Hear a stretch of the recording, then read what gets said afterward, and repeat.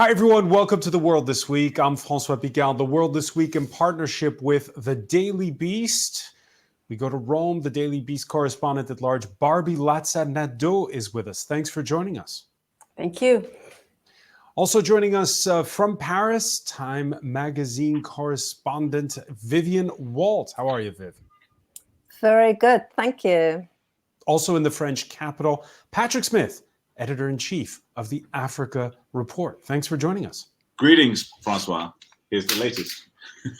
Okay. And from Newcastle in the north of England, Judah Grunstein, editor-in-chief of World Politics Review. Where does one find World Politics Review, Judah? As always, at worldpoliticsreview.com. All right. The World This Week, where you can join the conversation, and you have on Facebook and on Twitter with the hashtag World This Week.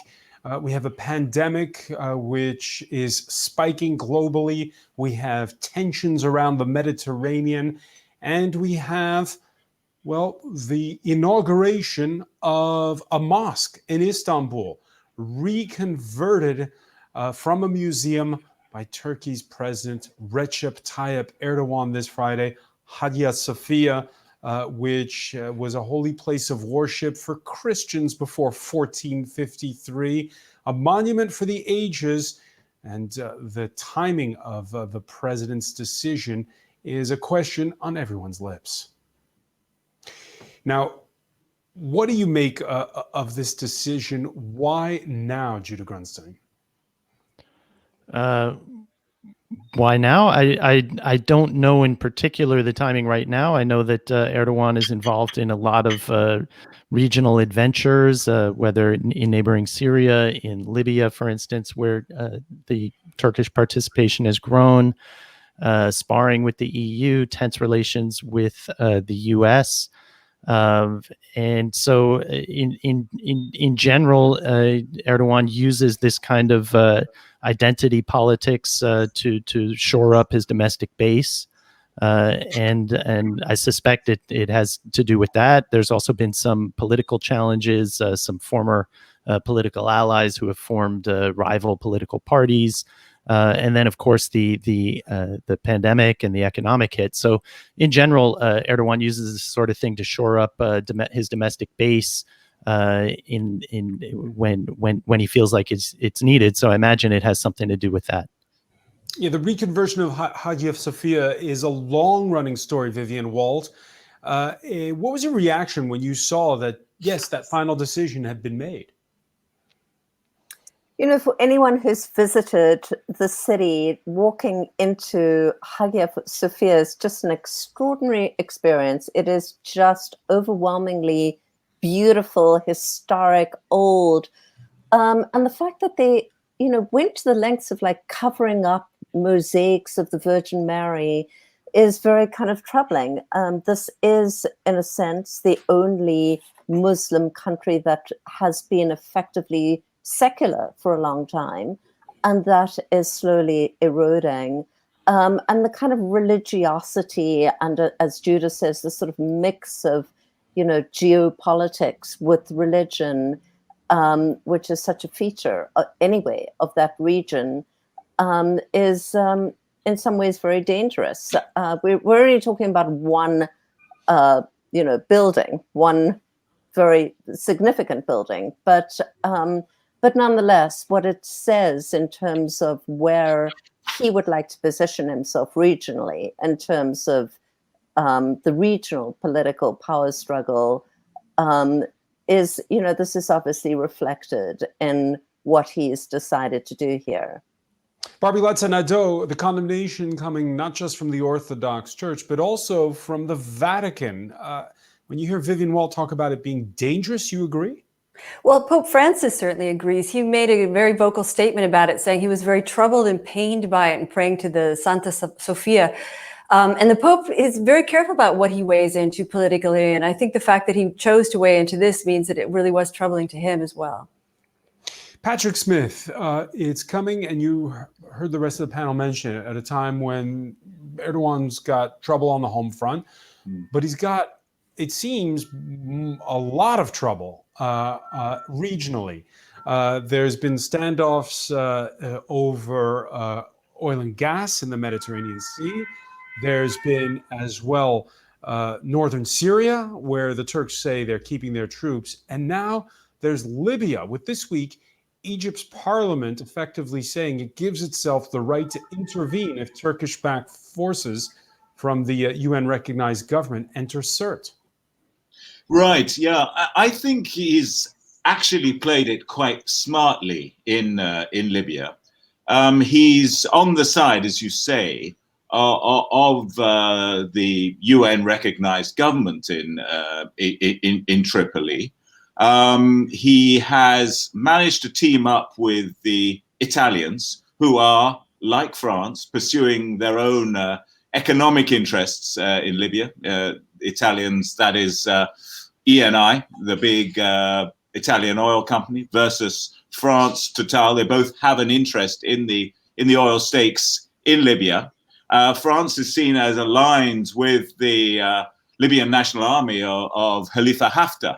So by moving into to Tripoli, backing the Sarraj regime there, which does have the patina of UN backing for it, recognition for it at least, Erdogan has positioned himself as somehow upholding the international order there. Suppose it's very debatable. You have the remarkable spectacle of Turkey, a member of NATO, facing off with France, another member of NATO, over Turkey's right to dock a ship at Tripoli, which France said was full of weapons. Turkey won that tussle.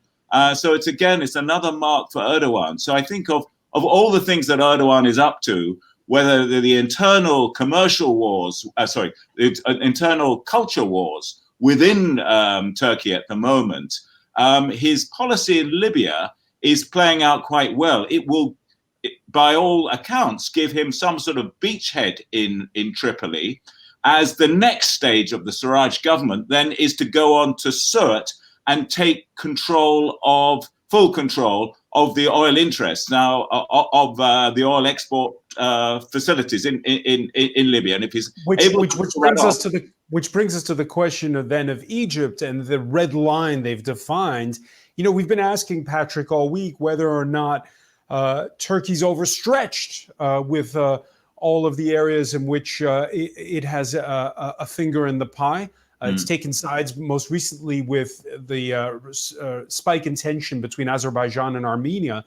But I can also ask you the question, Patrick, is Egypt overstretched? After all, there is the threat of war on two of its borders. If you look south to Ethiopia, which has started filling the Grand Renaissance Dam. Yeah, I think both are overstretched. I agree with you. I mean, it's a huge gamble for Turkey, this Libya play, but it's part of Turkey's headlong expansion into Africa. And you see what Turkey has been up to in Somalia. So it's trying to sell its services, if you like, to the Libyan people as, hey, we've gone into other countries in Africa and we've helped with the reconstruction process and so on. We don't have the bank resources of China or America, but we can do our bit. So I think for Egypt, I think it's equally a big gamble. As you say, Egypt is making enemies across Africa over the standoff with Ethiopia, over the Grand Renaissance Dam and the Nile. So Egypt is essentially fighting on two fronts in Africa, and that's pretty problematic, I'd say. If I could add, Judy Grunstein. They're also fighting insurgencies in the Sinai as well, internally in terms of Egypt. I'd say with regard to Libya, in Tunisia, with regard to Turkey, in Libya in particular, it's a pattern that we've seen recently with regard to Russia, in Syria. China's doing it as well. In the South China Sea, for instance, it seems like the landscape of geopolitics right now is rewarding leaders who are willing to play a tough game of brinksmanship. We saw the French president, Emmanuel Macron. He made a lot of noise, but in the end, he did not want to risk a military encounter or a naval encounter with the Turkish Navy. and essentially Turkey and Erdogan forced his way through.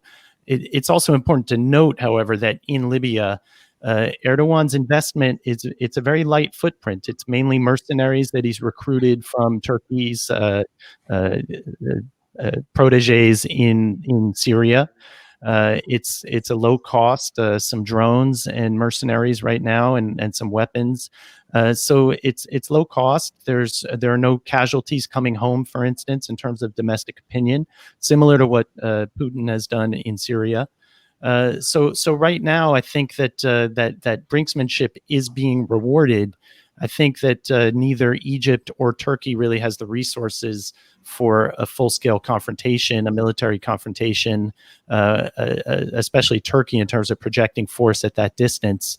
So I think that all sides have an interest in de-escalating or trying to freeze things where they stand. They also, as Patrick mentioned, have economic interests to try to change the facts on the ground as much as they can.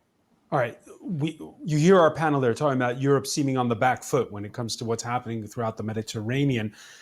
But Europhiles will insist that this was a historic week for this continent and that it did get its act together. The EU holding its longest ever summit. It ran into the early hours, the pre-dawn hours, you might say, of Tuesday, 4 days in which they hammered out a recovery deal among the 27, one that for the first time mutualizes borrowing. Das ist ein wichtiges Signal, glaube ich, auch über Europa hinaus, dass diese ganz besondere Struktur, dieses ganz besondere Gebilde, die Europäische Union, bestehend aus 27 Mitgliedstaaten, sicherlich mit ganz verschiedenen Hintergründen kommt, doch gemeinsam handeln kann, handlungsfähig. Let's take it again. In 3, 2, 1. Vivian Walt, this was certainly Angela Merkel's moment. Yes, and, maybe one of her last great moments as Chancellor. Don't forget, she's retiring next year. So she really, really wanted to get this done. And I think in some ways it was a wonderful moment. It was a moment of unity after a very, very fractious time. One might almost sort of wonder whether it would have been done had Britain still been in the EU. And yet there's so many other questions. I mean, is it simply that we are leaving the future generations of Europeans with enormous debts to repay? It's a little unclear exactly how all these hundreds of billions of euros are in fact going to be repaid. And in the short term, there's talk, Viv, of plastic tax, of digital taxes, but none of that has been finalized. Well, there's always talk of digital gaffer taxes, and there's always, talk about taxing single-use plastics. And I mean, these are the kind of feel-good issues that Europeans can get behind and that don't take it's like low-hanging fruit. And we've seen how difficult it is to bring any of that into play. Even taxing, Facebook and Google, which you would think is a no-brainer, is extremely difficult when you have countries like Ireland and Luxembourg and so on who simply won't go for it.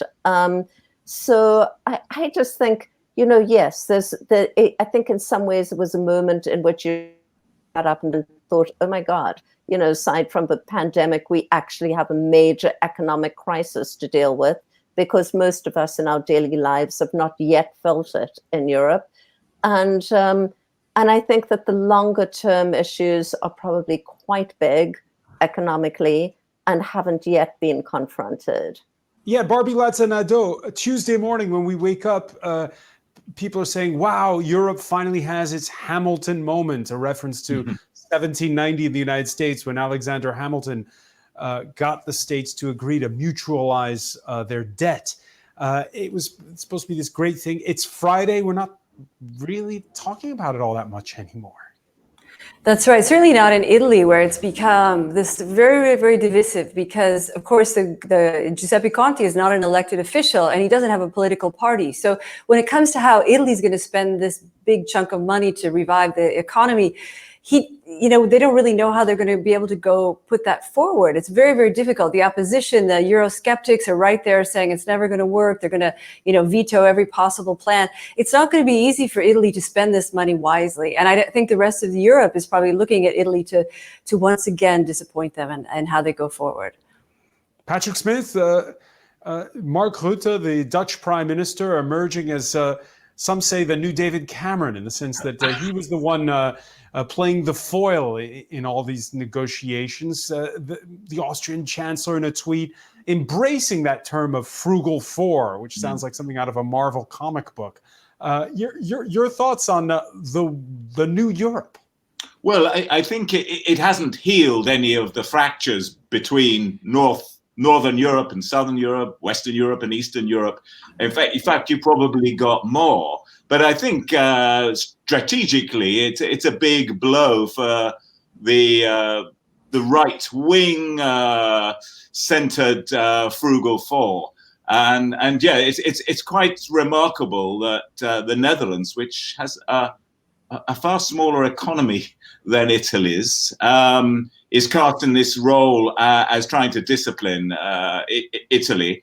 The fact that so much of it is going to be available in grants, I think, is indicative. It's also going to be interesting to see what the right wingers on the east of Europe, the Polish and Hungarian governments, have to say about that, because instinctively they want some money. But they don't like the European cultural values. But I think overall it may not result in a rap opera about Angela Merkel and Emmanuel Macron's great victory in the middle of a pandemic.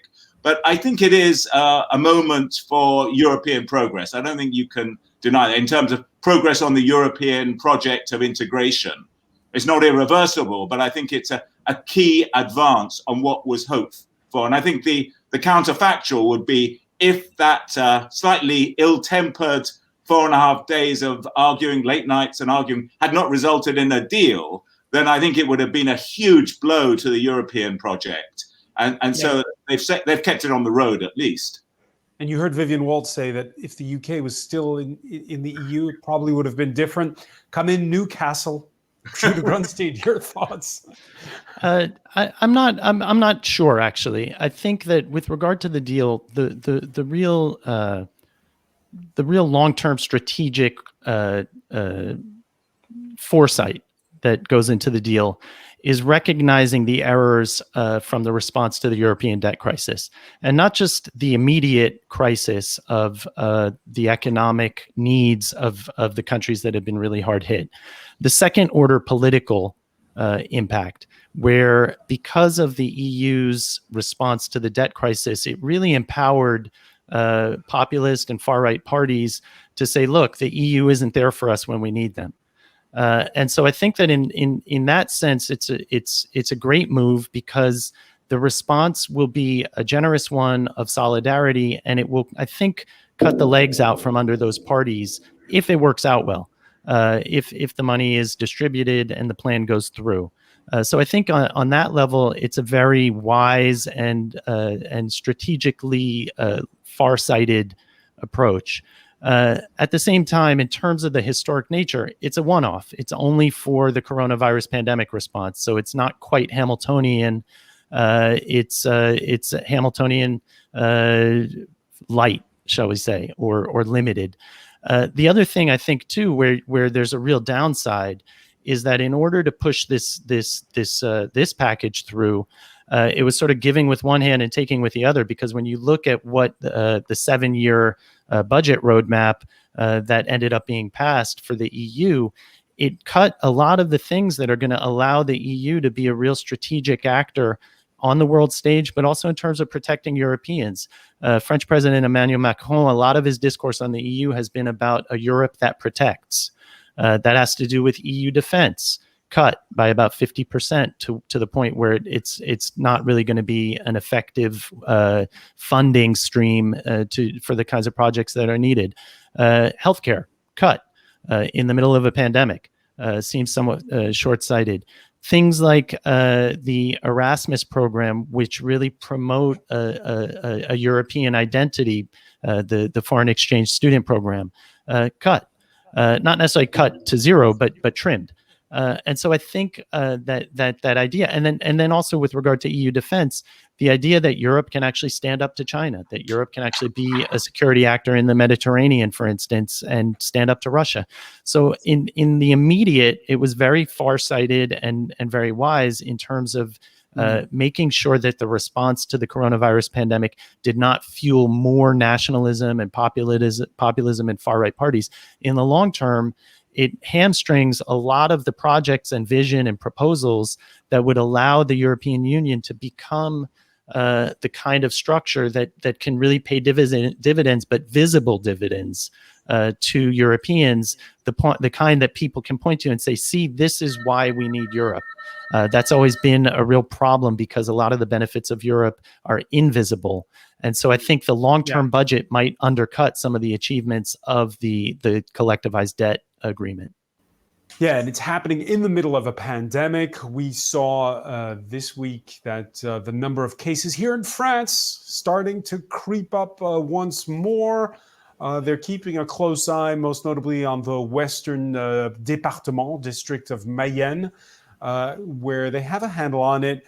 Only 8 people there are hospitalized, 2 of them in intensive care. But they are worried because they're seeing the number of new infections reported outpacing the testing. And so that has some health officials worrying that people are letting a little bit their guard down.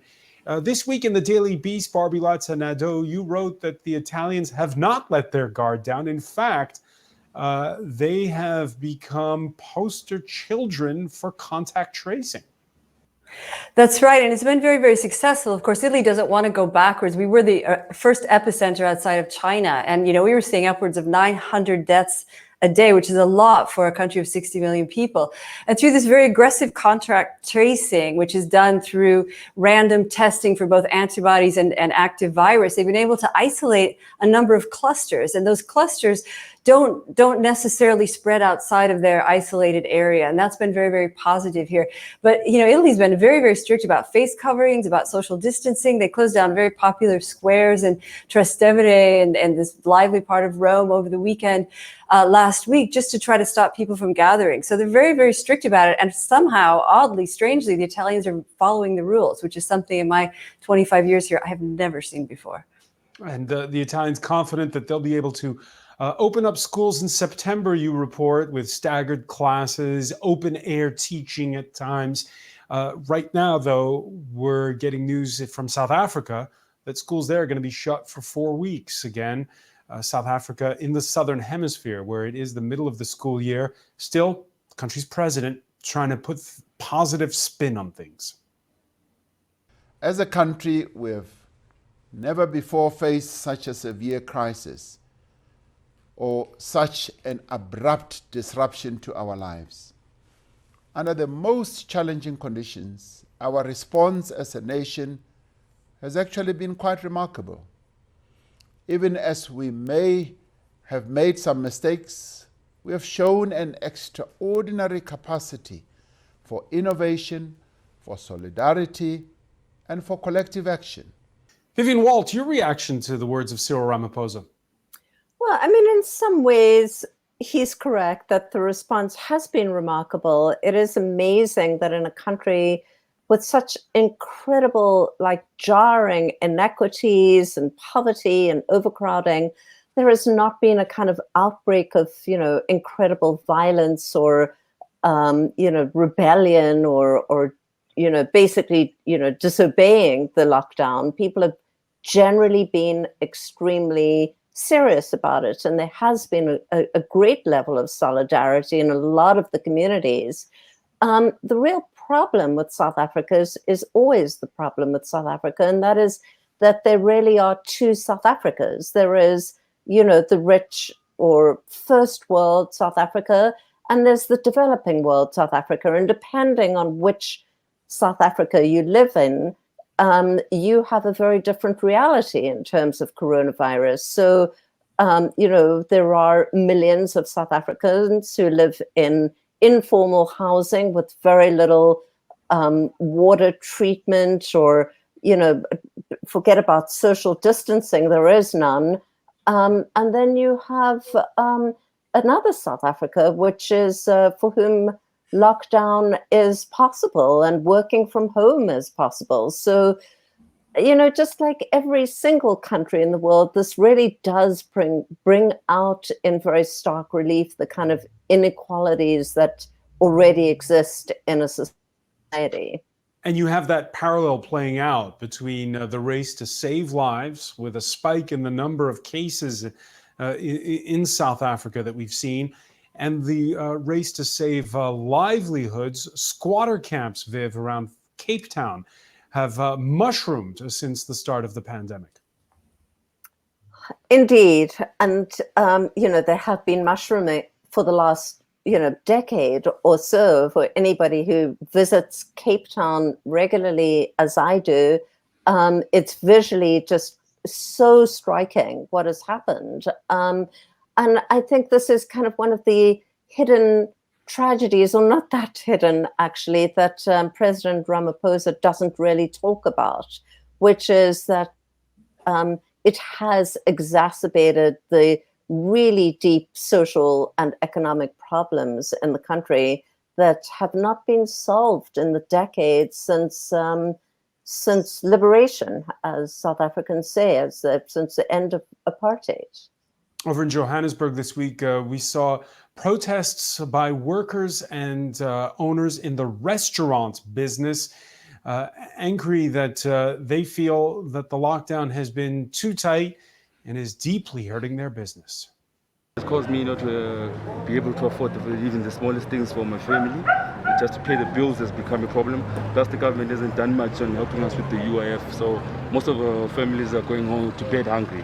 Patrick Smith, your thoughts?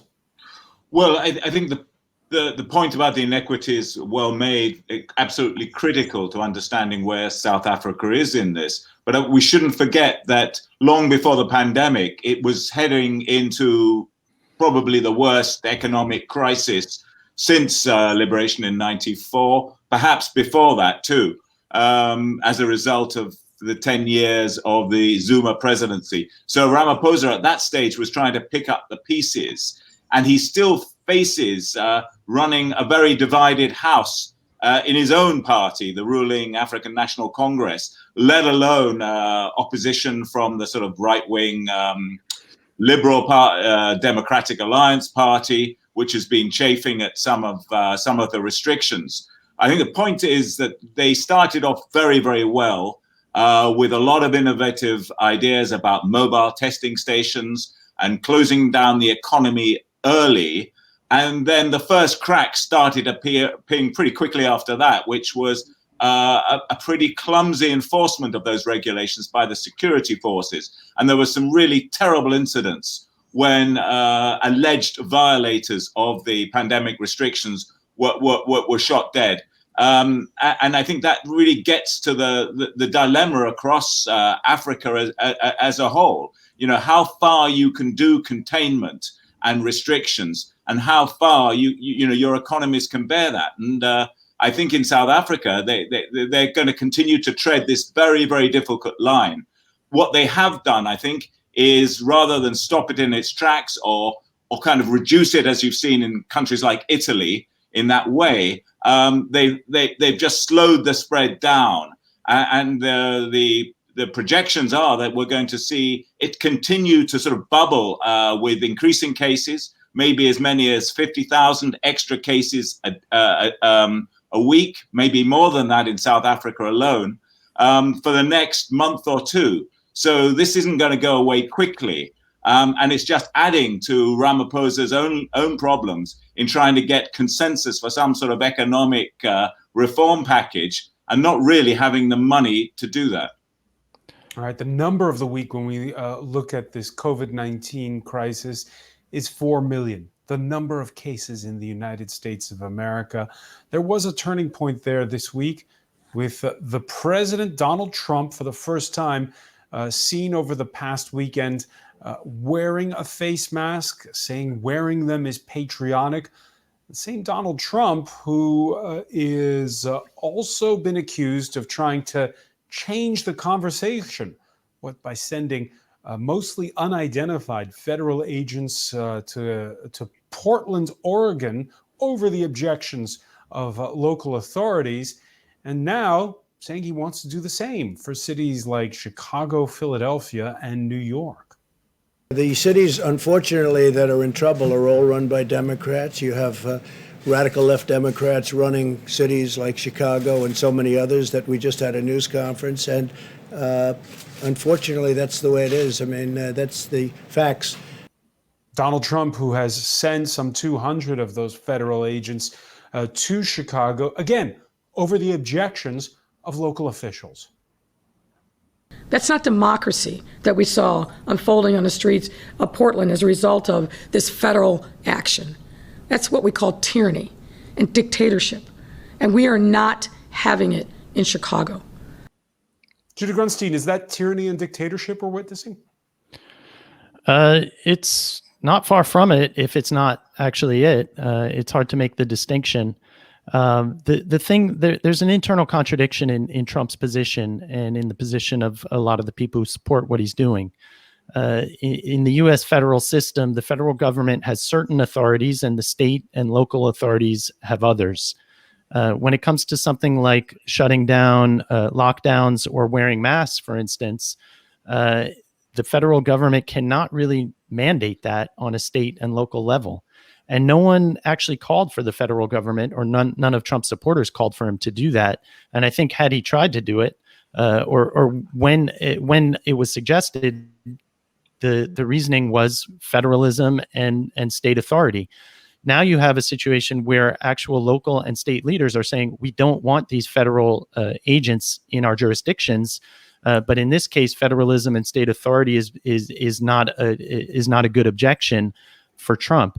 It's a very unnerving development for a number of reasons. To begin with, these officers are not identified. It kind of resembles the little green men that Vladimir Putin used to annex Crimea. The second thing is, when you see the tactics that they're using, incredibly violent, incredibly confrontational. Now, that's not to say that the protests in Portland, for instance, weren't violent. They were.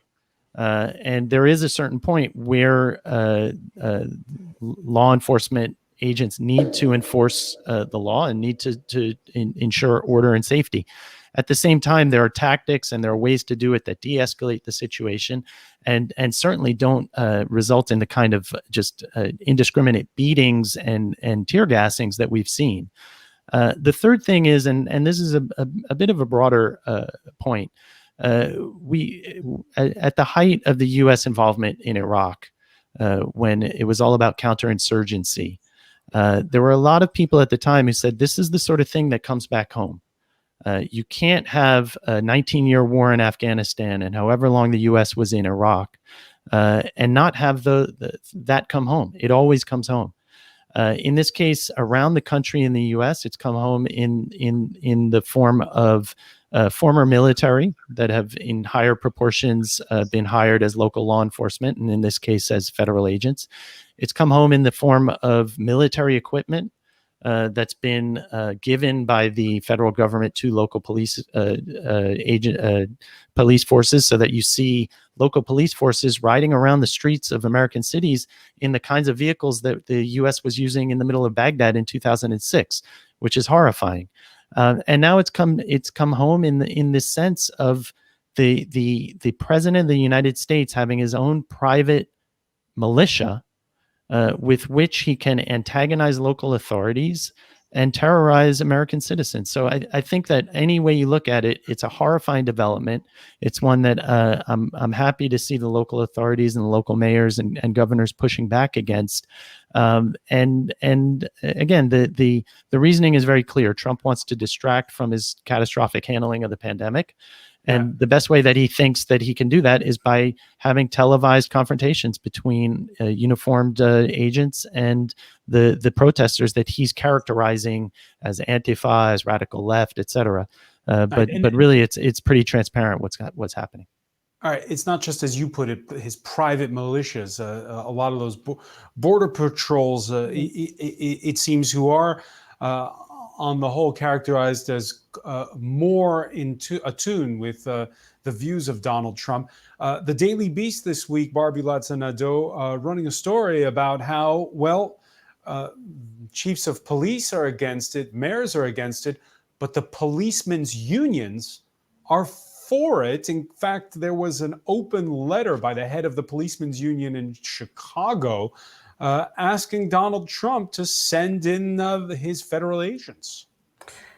That's right, you know, because a lot of these police unions are terrified that some of these protests are going to result in defunding or refunding the police. And they, you know, a lot of these police unions are supporters of Donald Trump. They're part of his base. And you know, he's really pandering to those people, and he's pandering to fear. And he's, you know, you look at some of the protests across the United States, all across the United States, and you can't help but see usual faces again on either side of it. And Trump knows exactly how to play that to his advantage. And he's got to play it to his advantage, because otherwise we'd be talking about the coronavirus pandemic. Otherwise we'd be talking about the economy or politics in general. But as long as he can say the show of force is something that he's going to be able to deliver to the people, you know, that's about all he has left to run on in the upcoming election. Can he sustain it till November?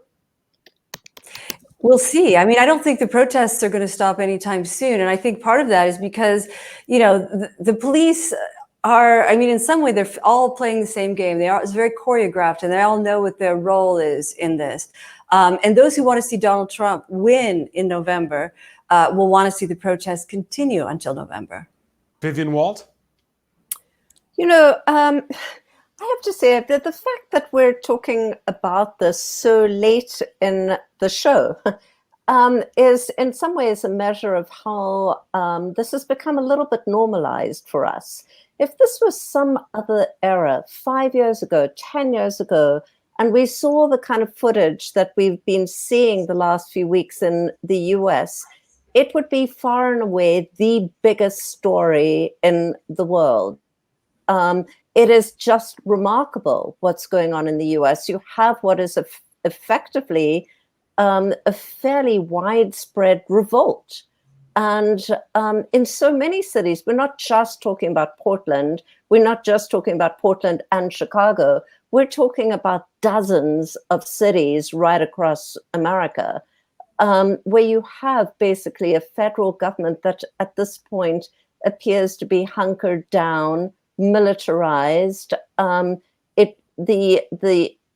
very vision of seeing these kind of militarized forces on the streets of American cities seems to represent a government that is in some ways running scared and does not have the normal kind of political methods. But is this a winning strategy, Viv? Is this a winning strategy? It depends what you mean by winning. You know, if Donald Trump getting reelected, force, possibly, if he can manipulate the vote, which perhaps he can. There's a tremendous amount of kind of voter suppression going on in various states, and who knows? I don't think it's possible at this point to count out another term in office for Trump. And but I think that if he does get reelected, it will be such a bitterly divided country, and the election will be seen as being so illegitimate by so many people that I don't quite know how the next 4 years unfold then. All right, before I turn to you, Patrick Smith, I just want to show you the response of Joe Biden on Thursday. His campaign putting out an advertisement on social media, and in it, it's him and Barack Obama carefully social distancing. They walk down the hall separately. They sit in a room far apart, and they exchange on what's going on in America. I don't think he has any sense of empathy or I don't think he can associate at all. You and I had experience dealing with health crises. Patrick, Yeah. is that the right response to what's unfolding in America? Partly because Biden is evidently refusing to play into Trump's setup, which would cast him as one of the liberal elite backing protests, overt protests, violent protests in all the cities. He's trying to be the unifier. But I think the bigger game is what this could mean in terms of the run-up to the elections. And is this actually a dress rehearsal for the sort of chaos that Trump might want to create around the elections? He was asked on Fox News over last weekend whether he would accept the result of the election, which for most leaders around the world is, particularly if you're the incumbent leader, shouldn't be a big problem. He said no, he wouldn't. He's going to wait and see. He's going to keep people on tenterhooks about it. I think there's a real, going on from what Viv was saying, I think there's a real concern that he will use some of the divided states where you've got a Democratic governor and you've got a Republican state assembly. His allegations that millions of illegal migrants voted for Hillary Clinton in 2016. He's got a lot of things left in his playbook. And I think sending little green men into Portland, Oregon and Chicago and maybe New York, maybe Pennsylvania too, it's just one of those. So I think there's a real concern that this is just like the run-up to much worse stuff later down the road. So Biden's response is going to be absolutely critical. He wants to keep the faith with the Black Lives Matter movement and legitimate protest, but he doesn't want to be cast in the role of the man who is leading the defund the police, total reform of the police service, because he knows that will also play into Trump's hands. François, could I just say one quick thing? Very briefly, one sentence, because we're running short. Trump has two big problems. One, he's deep in the hole in terms of public opinion, and nothing he's doing in terms of policy or effectiveness is addressing that. And two, Biden, he's trying to portray Biden as some sort of communist revolutionary, and he's actually one of the more centrist politicians and more centrist Democrats that's run for president and been the Democratic candidate in years. So he's got two big problems, and as much as I agree with everything that Vivian and Patrick said, I'm not sure he can overcome them between now and November. And who does he pick as a running mate? Oh, Biden? Yeah. My money would be on Kamala Harris right now, but the optics of a former prosecutor in the current situation might be a little too much. So I don't know. That one's up in the air. I have to agree. I think he's going to go with Kamala Harris, even though I'm not sure that she's going to be the right Joe Biden for him, because that's essentially what he's trying to pick. You know, I mean, that's why he went out with Obama, I think, was to show sort of diversity on the stage with him. And we'll see. I mean, he's got to announce it soon enough, and that'll be a huge factor in whether he wins or not. Vivian Walt?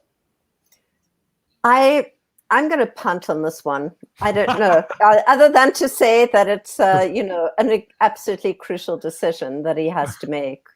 Vivian Walt, not taking my preference would be Elizabeth Warren. By the way, I think she would have been a great presidential candidate. Patrick Smith, have you been running down the list of the short list of possible running mates?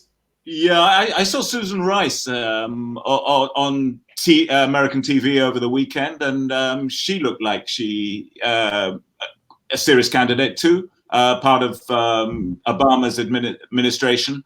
But without a lot of local political baggage. I mean, that might play too.